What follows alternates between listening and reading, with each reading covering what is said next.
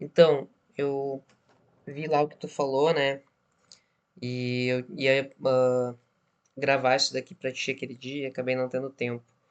Isso daqui tem bastante tutorial no YouTube que vocês conseguem ver, mas, bom, tu me falou sobre as linhas, que tu faz o objeto lá na impressora e em alguns momentos as linhas ficam muito marcadas.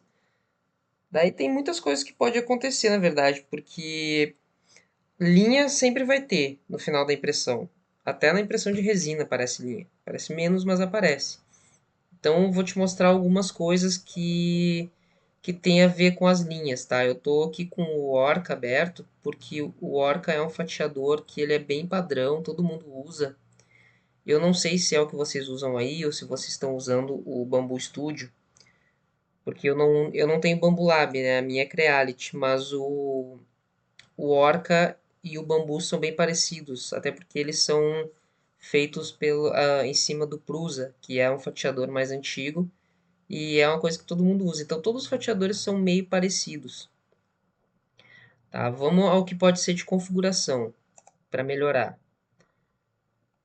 Então estou aqui com a minha impressora e tem uma coisa que tu tem que fazer sempre. Se tu não fez ainda, se vocês não viram algum vídeo sobre isso, talvez tenham visto. Se não viram, vocês têm que fazer. É padrão. Comprou um filamento, pega e faz teste de calibração com esse filamento. Isso daí é uma coisa essencial para a impressão de vocês, tá? Aqui no Orca, a calibração está aqui em cima, ó. Calibração, e aí o que vocês têm que calibrar? Torre de temperatura e fluxo. Primeiro faz o fluxo, depois a temperatura. E não é o fluxo máximo, tá? Que eu tô aqui. É aqui, ó, taxa de fluxo. Então vocês vão vir aqui em taxa de fluxo e vão fazer o primeiro passo. Quando eu clico em primeiro passo, ele gera essas plaquinhas aqui. Cada plaquinha dessas aqui corresponde a, a um ajuste no fluxo do filamento. Aonde que a gente vê isso? Para vocês entenderem o que está acontecendo, tá? Então aqui nesse fatiador, no Orca, os filamentos eles ficam nesse canto esquerdo. Vocês têm que ver se no fatiador de vocês aonde que fica localizado o filamento. Nesse caso aqui, ó, eu tô com programado um filamento da Creality, um filamento genérico da Creality, e outro aqui também genérico, com duas cores diferentes. Eu posso pegar qualquer tipo de filamento aqui, ó. Aqui tem os Crealities, eu posso adicionar filamento novo de acordo com a marca que vocês têm. Nesse sinalzinho de mais aqui, adicionar um filamento. Ó. E eu posso criar, adicionar e remover filamentos. Ele vai vir aqui e vai carregar todos os filamentos que vêm de fábrica instalados nesse fatiador, que no caso aqui é o ele já tem várias marcas, mas tem muitas marcas brasileiras, como o Masterprint, que é um filamento muito bom e é barato, né, bom de usar, que às vezes não tem aqui. Então, se não tiver nas marcas aqui, que nem ó, filamento da Bambu, tem um monte de marca, Elegu. Se não tiver aqui, Sunlu, vocês vão usar um genérico. Por exemplo, eu vou pegar aqui um PLA genérico, porque o pessoal tudo usa PLA hoje em dia. Eu não uso quase nada de PLA, né? Já explico por quê. Aqui, ó. Pegar um PLA genérico. Criei ele aqui. Ó, todo tipo de filamento, confirma. Por que não está confirmando, tio? Genérico PLA, porque já tem aqui. Todo tipo, tudo genérico, tá? É isso aí. Provavelmente, confirmou. Provavelmente não estava confirmando que já tinha algum PLA. Vou transferir os valores novos aqui pro tipo e ele entra aqui, ó. Botou um genérico, um ABS genérico aqui, mas eu posso trocar para PLA. Ele, no caso, ele ficou com ABS, poderia ser PLA, estaria PLA aqui. Isso tanto faz, tá? O importante é que, se vocês comprarem PLA, botem PLA genérico. Se comprarem ABS, botem um ABS genérico. Se não tiver a marca pronta aqui, tá? Ó. PLA genérico, tiro esses aqui. E aí ele vai me dar só o PLA que eu queria. Confirmo. Vou transferir. Pronto. Agora aqui deve aparecer já o PLA genérico. Não apareceu, tio. Deixa assim. Depois vocês dão um jeito de achar ele aqui, tá? Mas basicamente é isso. Por que que a gente tem que fazer essa configuração de fluxo, tá? Se eu clicar nesses três pontinhos do meu filamento que estiver usando aqui, e isso deve ter no Bambu Studio também, e editar ele vai me mostrar os padrões aqui do filamento.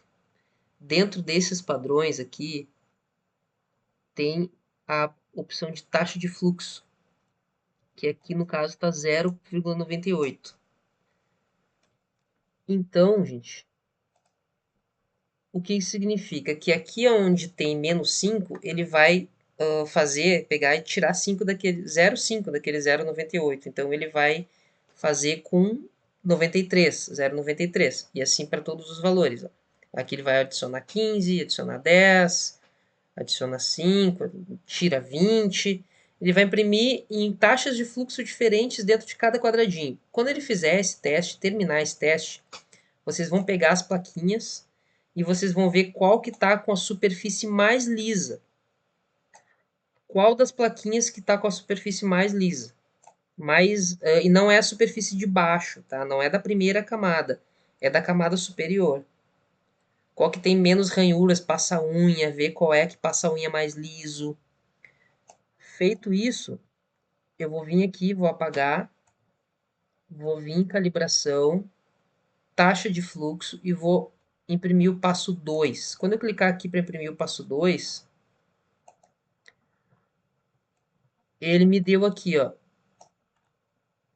um valor mais fino. No lugar de 0,5, ele me deu menos 1, menos 2, menos 3, menos 4, menos 5.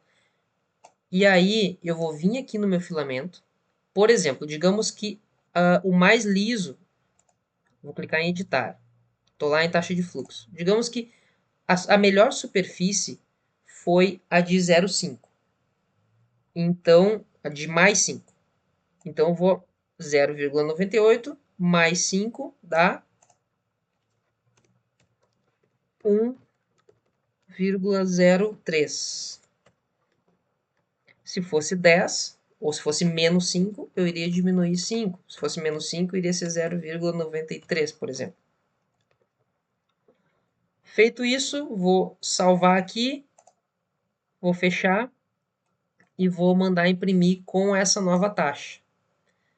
E aí eu vou pegar e vou fazer de novo. Ele vai imprimir todas essas placas e vou pegar a que ficou melhor. Se, por exemplo, a melhor foi a de 0,1, né? Eu vou voltar aqui no meu fatiador. E aí ele estava 0,93 porque a melhor tinha sido de menos 5. Eu tirei 98 menos 5 dá 93. E agora a melhor impressão foi de menos 1. Então eu vou botar aqui 92. E essa vai ser a taxa de fluxo para o meu filamento. O que, que é essa taxa de fluxo? É o quanto é o fluxo de escoamento no bico da impressora. É o quanto ele vai jogar de material naquele bico durante a impressão. Isso é importante, porque pouco material gera falhas nas linhas, faz com que as linhas fiquem com uma coisa chamada subextrusão. E aí ficam buracos nas linhas. E muito material faz a superextrusão, que é uma das coisas que gera, não é só o fluxo, mas o fluxo é uma coisa importante, que é quando, no lugar de gerar buracos, ele gera as patas de elefante, que se chama, que é uma camada maior, mais grossa e mais saltada. Isso fica feio na impressão. Isso é uma das coisas que afeta as linhas de impressão, tá? Agora, vamos a outra configuração que tem que ser feita, que é a temperatura, a calibração da temperatura. Então, vocês vão vir aqui no fatiador de vocês, em algum lugar vai ter isso, tá, gente? E vão adicionar aqui, ó, a calibração de temperatura. Então, eu vou gerar uma torre de calibração de temperatura aqui. Eu vou pegar lá no... Vocês vão pegar no rolo de filamento de vocês. Vai ter uma faixa de temperatura já indicada pelo fabricante. Por exemplo, geralmente no PLA é em torno de 190 até 230, por aí. Depende da marca. Geralmente 220 acerta o PLA. Varia pouca coisa ali de uma para outra. Então vocês vão regular isso aqui, ó. Se deixar aqui de 190 a 230, tá uma faixa bem grande de temperatura, ele vai gerar uma torre grande. O passo de temperatura ele vai alterar aqui de 5 em 5. Se eu botar em personalizado aqui, muda de acordo com o filamento. Então, cada tipo de filamento tem mais ou menos uma taxa de temperatura. Talvez o fatiador de vocês permita, o Orca não permite, talvez o fatiador de vocês permita mudar até o passo. Já vou mostrar para vocês o que é isso aqui. Vou clicar em OK e ele vai alterar algumas coisas. Isso daqui era o valor que eu tinha mexido na taxa de fluxo, tá? Isso daqui, depois que vocês fizerem e salvarem, não vai precisar transferir. Olha o tamanho dessa torre. É uma torre bem grande. Cada andar dessa torre é uma variação de 5, por isso ali é taxa. É uma variação de 5 graus na temperatura que ela vai imprimir. Então, ela vai imprimir uma torre a 230 graus, uma 225 e assim por diante até os 190 que a gente programou. E aí vocês vão olhar nessa torre qual delas tem a melhor configuração, qual delas foi impressa depois de pronta, qual ficou melhor, qual é a melhor taxa de temperatura para aquele filamento ali, para aquela marca. Se vocês já estão acostumadas com aquele tipo de filamento e sabem, porque isso aqui vai dar uma coisa bem longa, eu vou fatiar aqui, ó. Ó, o tempo de impressão aqui foi para 1h17. É bastante tempo até. Mas é uma coisa que é necessária. Se vocês já estão acostumados e sabem que gira em torno de 220, vocês, claro que podem vir aqui e alterar isso e botar aqui, por exemplo, de 210 a 230, para ter certeza como é que fica. Porque às vezes no verão e no inverno também tem diferença na temperatura externa. Gerou uma torrezinha um pouquinho menor, na mesma configuração, de 5 em 5. E aqui ele já vai dar uma impressão mais curta para a gente, gasta menos filamento, gasta menos material e menos tempo também de impressão, 43 minutos.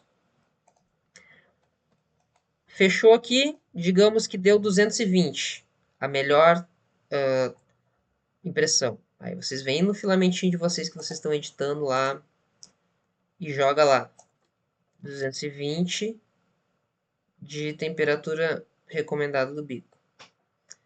Isso daqui, gente, até pode deixar 190. Não é aqui que vocês vão alterar, tá? Botei errado. É aqui embaixo. Primeira camada, temperatura da primeira camada, 220. Se eu quero imprimir a peça inteira 220, eu boto. Porque é PLA. PLA não precisa muita variação, é fácil de imprimir PLA. Se tem, estamos no inverno, precisa imprimir com material que precisa mais temperatura na mesa, já botei a minha mesa lá 90, 100 graus lá e não está aderindo, eu posso aumentar a temperatura da primeira camada aqui para 225, 230 e as outras camadas na temperatura dela. Mas o importante é achar uma temperatura que a impressão fica bonita e que ela não fica descolando. Fechou isso? Salvei aqui. Posso mudar o nome aqui do jeito que eu quiser aqui, tranquilamente. Eu não vou salvar porque eu não tenho usado essas configurações, eu não tenho usado o Orca, tá? Tenho usado o Creality Print, que é o fatiador da Creality que eu estou testando ele. Bom, isso são duas configurações essenciais para fazer uma impressão bonita. Agora tem outra coisa que vocês têm que considerar. Inserir uma esfera aqui para quê? Para facilitar a vida na hora de olhar, tá? O que acontece com todos os objetos de impressão? Todos eles têm uma altura de camada, que isso talvez vocês já tenham visto também em vídeos. Todos os vídeos iniciantes mostram isso. Aqui, ó, altura da camada. Se o fatiador de vocês estiver em português, vai estar altura de camada, se não vai estar layer, enfim. Isso daqui, ó, essa altura de camada aqui, 0,2, ela vai definir muito na qualidade da minha impressão. Ela é a altura que o bico joga cada uma dessas camadas aqui. Então, se eu pego aqui uma camada mais grossa, tá? Vou alterar aqui a camada. Para uma camada de 24.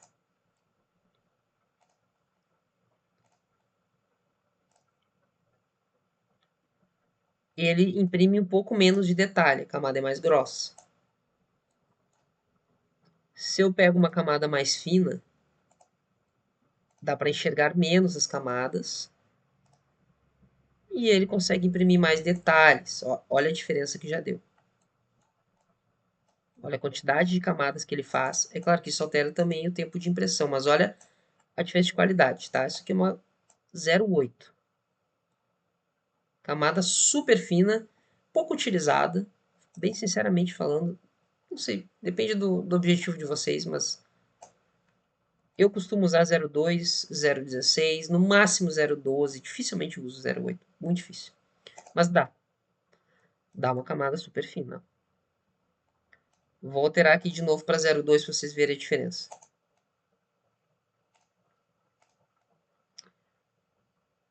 Fatiei, olha lá a diferença. Olha a diferença, gente.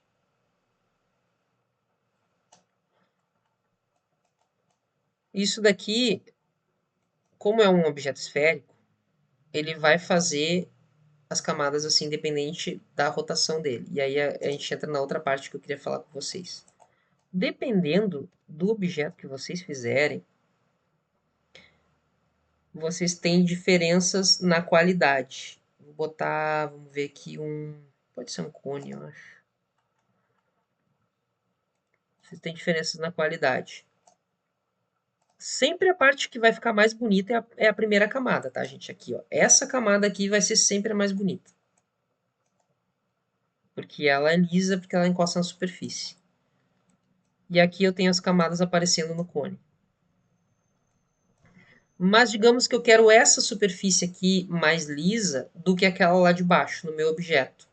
O que eu posso fazer? Bom, é só orientar ela aqui na rotação. Todos os fatiadores têm essas ferramentas aqui. Tem uma ferramenta para rotacionar. E eu posso vir aqui, ó, e rodar para essa camada aqui ficar diferenciada. Por exemplo, eu vou rodar ela aqui, ó, e já vai dar diferença. Vou fatiar. Olha o que acontece. Tá, esse erro aqui é porque está pedindo para eu botar suporte. Vamos botar um suportezinho aqui. Tira o suporte. Fatia. Olha aqui, o que aconteceu aqui? A gente tem agora as linhas dispostas aqui, nessa parte, nessa região e nessa região. E aqui ele ficou lisinho. Então, se eu imprimir essa peça, essa camada vai ser lisa. Agora vamos pegar uma peça mais complexa para entender melhor esse conceito, para visualização. Vou pegar uma outra peça aqui. Esse Jesus aqui é interessante. Pode ser, eu acho que o busto ali de Jesus. Vamos lá.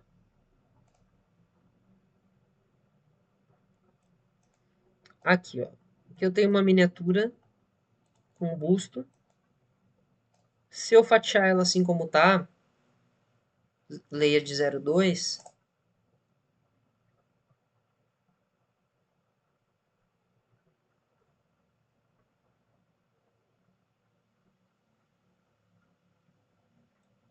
então, claro que os suportes aqui eles podem acabar sendo necessários ou não, depende da minha peça.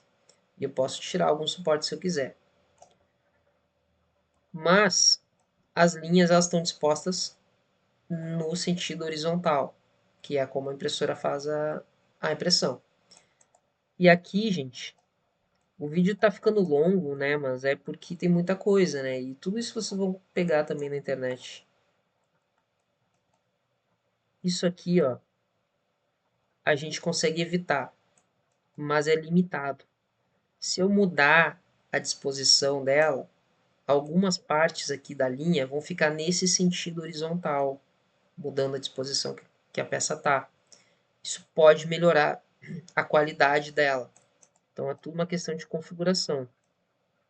Desse jeito, o topo da cabeça fica assim, ó, e fica assim mesmo na impressão. Tá? Isso aqui dá para ver, fica marcado desse jeito.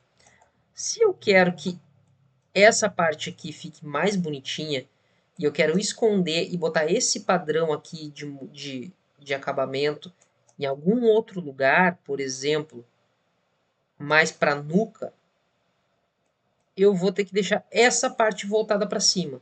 Dá para entender? Então eu vou ter que mudar a disposição da minha peça, rotacionando ela, para esconder essa parte aqui aonde eu quero que ela fique. Por exemplo, se eu quero que ela fique escondida aqui, ou em algum outro lugar, eu vou ter que rotacionar essa peça para que isso aconteça. Assim, assim, assim, de alguma forma. Pode ser assim, pode ser deitado na diagonal. O pessoal usa muito, geralmente na diagonal, assim, tá? Porque aqui vai ficar mais ou menos aqui assim. Dá para usar aqui assim, escondendo a nuca dele. De qualquer forma, aqui, o que vai acontecer é que eu vou gastar mais filamento usando mais suporte. Porque a peça, nesse jeito aqui, ela não tem aderência suficiente na placa e aí vai dar ruim. Ela vai escorregar e a impressão não vai terminar. Vai fazer uma cabeleira desgraçada. Fora que ela tem muita parte flutuante aqui que a impressora não consegue fazer sem suporte. Então, fica mais qualidade na impressão, mas usa mais filamento com suporte. E também é mais tempo de impressão.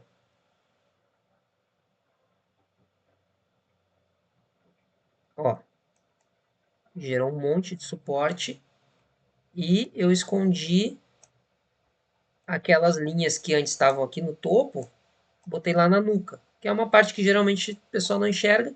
Então, ó, como ficou bem melhor a qualidade lá do topo da cabeça. Outra coisa, suporte, gente. Configuraçãozinha básica de suporte. Vocês vão vir aqui em suporte, ó, quando está usando suporte de árvore.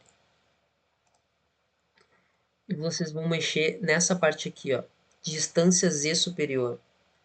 Não precisa ser 0,5, tá exagerado aqui, tá? A partir de 0,25 ou 0,3 já tem uma distância suficiente. O que é essa distância aqui, ó? É a distância que o topo do suporte gera da peça. E aí, fazendo essa distância, marca menos a peça. Ó, é essa distância aqui, ó. Vocês estão, dá para ver que tem aqui, ó, o finalzinho do suporte aqui tem uma distância e aqui ele imprime a peça. Quanto mais perto o suporte está da peça, menos a peça vai abaixar aqui. No entanto, mais ela vai colar e aderir ao suporte. Então, se vocês... O padrão é 0,2. Se vocês botarem 0,25 ou 0,30, vocês têm uma distância maior e o suporte sai mais fácil. Gente, isso faz toda a diferença. Sai muito mais fácil. É isso daí. E a quantidade de camadas aqui em verde escuro, aqui, ó, que vocês fazem no topo do suporte, que fazem diferença para a peça que usa suporte. Tem muita peça que não precisa de suporte e é melhor. Agora, a última questão... Última não, tem mais coisa, mas uma questão assim para não me estender tanto, que é de configuração e facilita a vida. Sobre enxergar linhas na peça, sobre a qualidade da peça. É o material, tá? Tipo de material.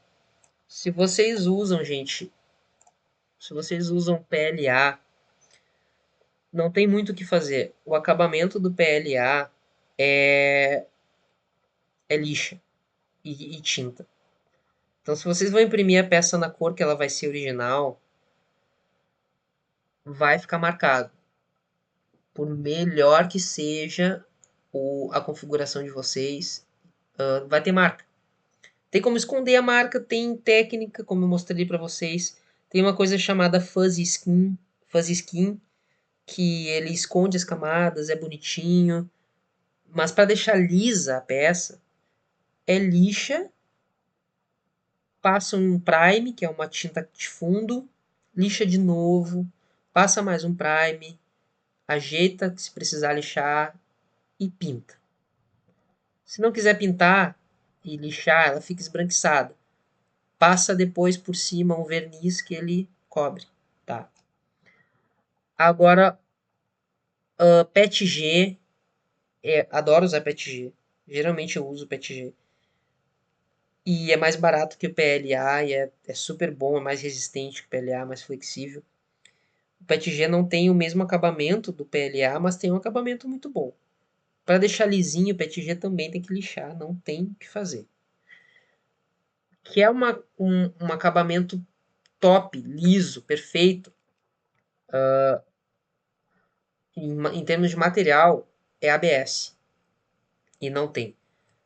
Só que o ABS é difícil de imprimir. Porque em impressora aberta, que nem a A1 ou a minha, ele qualquer variaçãozinha de temperatura ali, bater um ventinho, tem muita umidade, ele descola da placa, ele empena e fica ruim a peça. Mas se vocês conseguirem fechar, fazer alguma caixa, alguma coisa para fechar a impressora, vocês conseguem imprimir em ABS. E aí, gente, pega aquela pecinha de ABS e procura na internet como fazer uma câmara de acetona, tá? Com pote dá para fazer, com um aquário velho, pote de vidro, pote hermético de plástico. E faz aquela câmara com acetona, acetona de limpar a unha, de esmalte. E umedece papel toalha e faz aquilo ali e deixa 4, 5 horas, aquela peça ela vai ficar, vai derreter, o vapor da acetona vai derreter as linhas da superfície da peça e elas vão alisar, vão ficar super lisinhas, vai ficar assim, ó, é o melhor, é top. Mas o ABS tem os problemas do ABS, que é difícil de imprimir. Tem mais coisa, tem filamento. Aqui em Porto Alegre já é super úmido, aí na praia é mais úmido ainda. A gente não deixa o filamento exposto, não deixa. Terminou de imprimir, vocês têm a MS, deixa dentro do MS, não deixa exposto fora. Vai trocar o filamento, o AMS, se o AMS de vocês é fechado, maravilha, deixa dentro. Se for aquele AMS aberto, não deixa ali. Terminou de imprimir, bota num saquinho hermético, bota num pote, protege ele, bota com um sílica gel, imprime isso daqui, ó. Bah, gente, isso aqui, ó. Como é que eu não pensei em mostrar isso antes pra vocês? Faz isso aqui, ó. Aqueles potinhos que eu botei no grupo da família. Faz isso aqui. Potinho. Potinho de sílica. Ó. Barbada. Faz vários. Faz uma bandeja inteira. Compra sílica laranja. Qualquer sílica serve. A laranja ela não é tóxica, por isso que eu prefiro. Mas qualquer sílica. Compra sílica na Shopee. 1 quilo de sílica. Sílica gel. Vai lá, enche o potinho. Fecha com a tampinha. Bota junto do rolo de filamento dentro de um saquinho hermético. Acabou. Saquinho aquele ziplock. Faz isso. Porque o filamento gera string, gera aquelas linhazinhas na impressão, no final da cabeleira, no final da impressão. E também diminui a qualidade do acabamento da impressão. Então faz isso. Protege de umidade o filamento de vocês. Deixa o filamento quebradiço. Faça com que o filamento quebre a umidade. Então protege de umidade que não vai gerar esses problemas, tá? Depois eu mostro ali para vocês como é que eu fiz a questão lá na minha impressora, nas duas, né?